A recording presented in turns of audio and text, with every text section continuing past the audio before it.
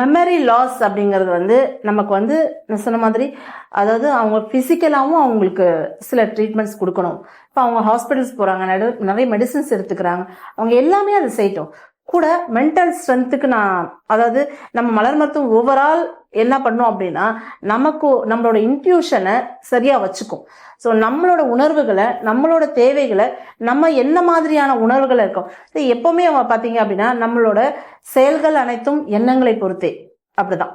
So நம்மளோட எண்ணங்கள் நமக்கு சரியா இருக்கணும். நம்ம வந்து இந்த மெமரி லாஸ்க்கு நிச்சயமா அவங்க பிசிக்கலா அவங்க வந்து அஃபெக்டா இருப்பாங்க.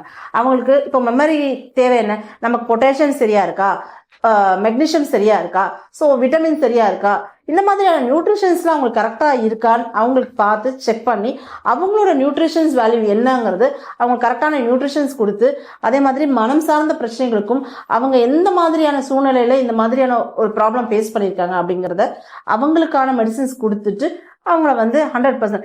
நான் சொன்ன மாதிரி இந்த வால்நட் அப்படிங்கறதெல்லாம் வந்து அற்புதமான ஒரு மலர் மருத்துவம்.